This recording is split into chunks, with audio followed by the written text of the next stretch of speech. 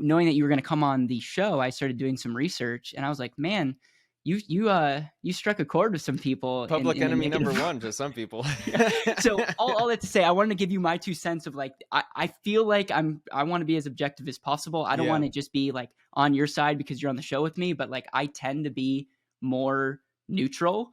And I was a little bit taken back by how much heat you've gotten, but it might just be because of how you built your channel. You're like attracting the Absolutely. already critical people. But why don't you unpack Absolutely. of like what you're going through, and is there Yeah. anything that you would have changed in the last couple of months and how you've responded, knowing what you know now? Optically, I'm always going to lose that battle because you have a situation where there was fraud, and I'm the channel that calls out influencers who promote fraud. So of course, the people who influence, are the bad guys here. I was just upset seeing, I was logging into YouTube and I just saw so many people that were spending all their time on this like small group. And the way I see the world is I always try to like understand the full picture. And my whole point from the start is like, my friends are partly guilty in this. Of course, they influence people to sign up and got lost money. Like, I've never disagreed with this. My point is that so many people are targeting these like small potatoes. And the other day there was actually news that $7 billion was recovered from FTX. I don't know if you saw this, but like I'm actually really curious to see like when the numbers, if they ever come out, like how much money was lost and who influenced the most. Now, unfortunately, that number will never be known. But the point I was always trying to make is like on YouTube, we think we're kind of bigger than we are, but we're such small potatoes in the whole grand scheme of things. Like Logan Paul is a perfect example. On YouTube, he was public enemy number one to 10 million people, and it felt like Logan Paul's career is over. That dude did not get hit once. Like when Coffeezilla made the trilogy, that dude has blown up since. He's like with Prime. Anyway, point being that like outside of YouTube, this small little YouTube world, the world is so much bigger than the little circle where we exist within. And so my point with the FTX is just that there's a much bigger story here that you can blame these finance YouTubers by all means. Like they influence people to lose money, of course, make videos about that. But it just felt like I could sense that the reason people were making videos is because they were getting all the views and clicks by being like, I'm gonna go at these guys, but you're not really being a full journalist. Like you're not telling the full story. And that's the angle I was coming from mostly. And unfortunately, people just kind of misinterpreted it. Do you think that people felt like you sold out because now you're friends with these people and like Of course, that's one of the conspiracy theories. It was so funny, dude. So many people thought I got paid, and so the irony too. The irony of that video is Coffeezilla is someone I respect the most on YouTube. He is absolutely pivotal to my success, and I disagreed with him in some of the video. So people were calling me biased. It's like I actually disagreed with the one person I respect the most in the same video. You're calling me biased. I'm like, no, I'm not biased in any way. But yeah, man, just because I'm a part of the same agency, so that people had this belief that I was like told what to say, or a lot of people had this too. This wasn't just like a few conspiracy theory people. This was like a lot of people legitimately thought that because I'm in the same agency, I can't say certain things, but that's just not true. Right. And I also think for better or worse, and you're experiencing it on a micro scale from a standpoint of what some people experience it, is like people can now use your name for clicks. Yeah. And it's a it unique seems position. like, I don't know if this is true, but it seems like Coffeezilla is like the like no one, I don't know of a lot of people exposing Coffeezilla, but it seems like all the YouTube channels like mine that have like 10,000 subs are like, will do anything to like, it seems like Meet Kevin is another one of those people that they just love to make videos about. And again, the same thing goes like, I take a step back and be like, man, I respect the hustle, and I don't agree with everything that he says, but that doesn't make him a bad person. Doesn't make me right. It just is like, you can have differing opinions. Yeah, and, it definitely and it's changed. okay. It changed my YouTube life in the positive in some sense, and that is once you start having videos made about you, and they don't even reach out for comment or to try to understand your side of the story, or like, hey, maybe just maybe because you're friends with everyone involved, I'm the only person who knows the full story, the only one, and yet I'm the most hated. It's like, it's just so funny. And the problem is with YouTube, you're just not rewarded for telling maybe the truth. It's you're in this like this certain niche, and if you feed the audience what they're wanting, then you get rewarded with all the points. But if you don't feed them with what they're wanting, you then lose all the points, even if you're the one who's right, which is really unfortunate. And politics is the same way. It's like you very like, now it's, if you are like in the middle of the road, like conservative or a little bit liberal, and you're looking at both sides, like you're making no friends. It's like no friends. It's like you, and I would like to say that I have differing opinions across the board. But you would be way more incentivized being far left or far right. And that's where I don't know why it is like that, but it seems to be across the board when you look at financial strategies, when you look at politics, when you look at faith topics. Do you have an idea of why that is? It's just Yeah, absolutely. It's because the algorithms favor echo chambers.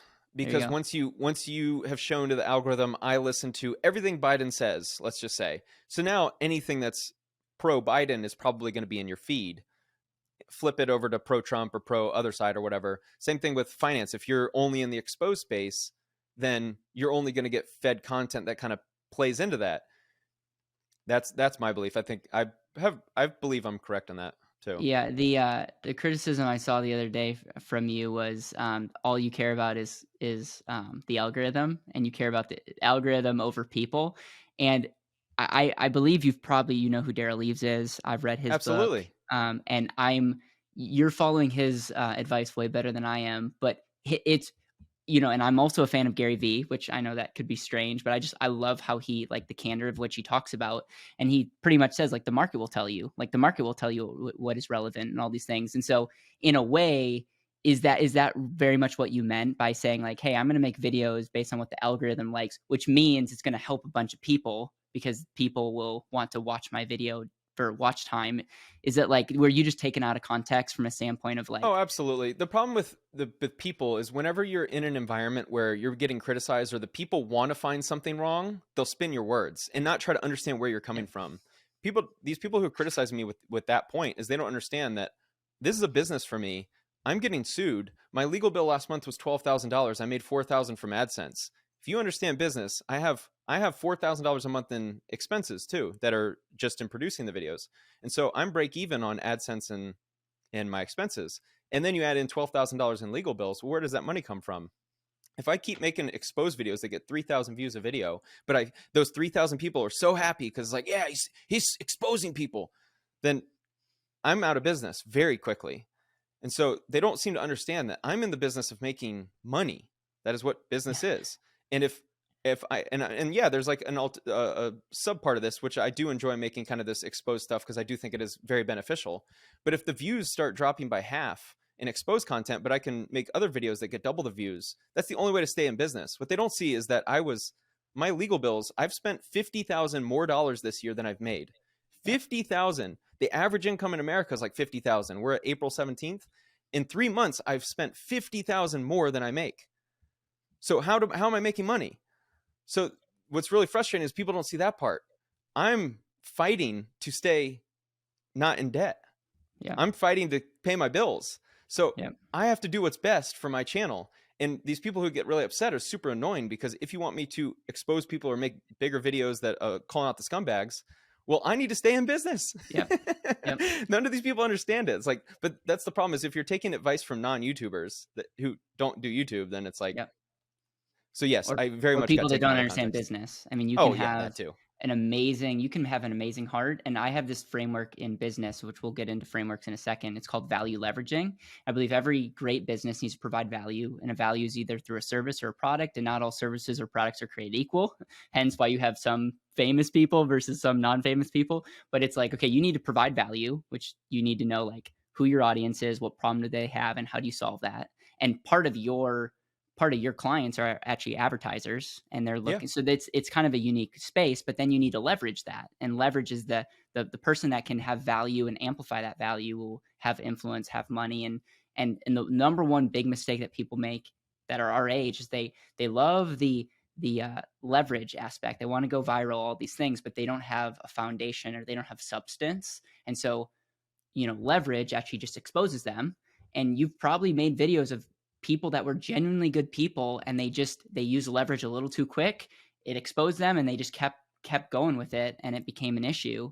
But vice versa, like we need to understand that money follows value, and the moment we stop producing value is a moment that we will that will be a problem in business. And so I don't know if you have any comment on that. I would like to shift to how you Yeah, think go ahead. about money, but is there any final words as it relates to this season that you're in? You mentioned lawsuit. Any pieces of advice or anything that you would like to say before we shift to like your mindset on money and business? Yeah, don't get sued, but there's no way to prevent that. Would there have been, knowing what you know now, would you have done something different? Like, No, you can't prevent it, unfortunately.